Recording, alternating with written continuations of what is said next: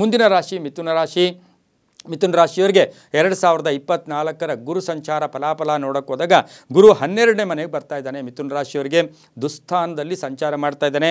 ಆದರೂ ಕೂಡ 4, 6, 8ರ ದೃಷ್ಟಿ ಗುರುವಿನ ಇರ್ತಕ್ಕಂಥದ್ದಾಗಿದ್ದು, ಹಾಗೆಯೇ 10 ಮತ್ತು 7ರ ಅಧಿಪತಿಯಾಗಿರ್ತಕ್ಕಂಥ ಗುರು ಮಿಥುನ ರಾಶಿಯವರಿಗೆ ಅನಿರೀಕ್ಷಿತವಾಗಿ ಆರೋಗ್ಯದಲ್ಲಿ ಸಣ್ಣ ಪುಟ್ಟ ತೊಂದರೆಗಳಾದರೂ ಕೂಡ ಸರಿ ಹೋಗ್ತಕ್ಕಂಥದ್ದು, ಆಧ್ಯಾತ್ಮಿಕ ಒಲವು ಬರ್ತಕ್ಕಂಥದ್ದು, ವೆಚ್ಚಗಳು ಜಾಸ್ತಿ ಆಗ್ತಕ್ಕಂಥದ್ದು, ಆದಾಯ ಚೆನ್ನಾಗಿರ್ತಕ್ಕಂಥದ್ದು, ಸುಮ್ಮನೆ ಪ್ರಯಾಣಗಳು ಮಾಡೋಕ್ಕೆ ಹೋಗ್ತಕ್ಕಂಥದ್ದು, ವೈಯಕ್ತಿಕವಾಗಿ ಬೆಳವಣಿಗೆ ಚೆನ್ನಾಗೇ ಇರುತ್ತೆ, ಆದರೂ ಕೂಡ ಖರ್ಚು ಜಾಸ್ತಿ ಇರತಕ್ಕಂಥದ್ದು, ಸಣ್ಣ ಪುಟ್ಟ ಆಸ್ತಿಯ ಕಲಹಗಳು ಕೂಡ ಬರ್ತಕ್ಕಂಥದ್ದು, ಹೆಚ್ಚು ಅಧ್ಯಯನ ಮಾಡೋಕ್ಕೆ ಪ್ರಯತ್ನ ಪಡ್ತೀರಾ. ಈ ಮಿಥುನ ರಾಶಿಯವರು ಹೆಚ್ಚು ಏನೋ ಕಲಿಬೇಕು ಅಂತ ಪ್ರಯತ್ನ ಪಡ್ತಕ್ಕಂಥ ಯೋಗ ಕೂಡ ಇರುತ್ತೆ.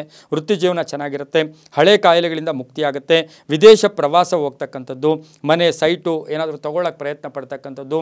ಆದರೆ ಈ ವರ್ಷ ಇವರಿಗೆ ಮಿಥುನ ರಾಶಿಯವರಿಗೆ ಗುರುಬಲ ತುಂಬ ಚೆನ್ನಾಗಿತ್ತು. ಶೋಭಕೃತನಾಮ ಸಂವತ್ಸರದಲ್ಲಿ ಚೆನ್ನಾಗಿತ್ತು. ಕ್ರೋಧಿನಾಮ ಸಂವತ್ಸರದಲ್ಲಿ ಗುರುಬಲ ಇರೋದಿಲ್ಲ. ಆದರೂ ಕೂಡ ಇವರಿಗೆ ಸಾಕಷ್ಟು ಅದೃಷ್ಟಗಳು ಕೂಡ ಇರುತ್ತೆ.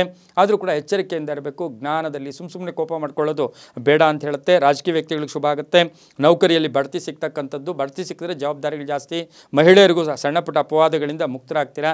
ಸಂಸಾರದಲ್ಲಿ ಶುಭ ಕಾರ್ಯಗಳು ನಡೀತಕ್ಕಂಥದ್ದು, ತಾಯಿಯ ಆರೋಗ್ಯದಲ್ಲಿ ಸಣ್ಣ ಪುಟ್ಟ ಏರುಪೇರು ಆಗ್ತಕ್ಕಂಥದ್ದು, ಇನ್ನು ತಮ್ಮ ಆರೋಗ್ಯದಲ್ಲಿ ಸುಧಾರಣೆ ಆಗ್ತಕ್ಕಂಥದ್ದು, ಇನ್ನು ಅಷ್ಟಮ ದೃಷ್ಟಿ ಇರೋದ್ರಿಂದ ದೊಡ್ಡ ಕಂಟಕಗಳು ಕೂಡ ದೂರ ಆಗ್ತಕ್ಕಂಥ ಸಾಧ್ಯತೆ ಇರುತ್ತೆ. ಪಶು ಪಕ್ಷಿಗಳಿಗೆ, ನಾಯಿಗಳಿಗೆ ಆಹಾರ ಕೊಡ್ತಕ್ಕಂಥದ್ದು ಕೂಡ ತುಂಬ ಒಳ್ಳೆಯದು. ಹಾಗೆಯೇ ಬುಧವಾರ ಗಣೇಶನ ದರ್ಶನ ಮಾಡ್ಕೊಳ್ಳಿ. ಬೆಲ್ಲ ಮತ್ತು ತುಪ್ಪವನ್ನು ಗಣೇಶನಿಗೆ ಕೊಟ್ಟು ನೈವೇದ್ಯಕ್ಕೆ ಕೊಟ್ಟು ಬಂದು ಓಂ ದೇವಾಚಾರ್ಯಾಯ ನಮಃ ಈ ಮಂತ್ರವನ್ನು ಹೆಚ್ಚು ಜಪ ಮಾಡ್ಕೊಳ್ಳಿ. 5 ಮತ್ತು 3 ತಮ್ಮ ಅದೃಷ್ಟದ ಸಂಖ್ಯೆಗಳಾಗಿರುತ್ತೆ. ನೀಲಿಯ ಬಣ್ಣ ಉಪಯೋಗಿಸ್ಕೊಳ್ಳಿ, ತುಂಬಾ ಒಳ್ಳೆಯದಾಗುತ್ತೆ.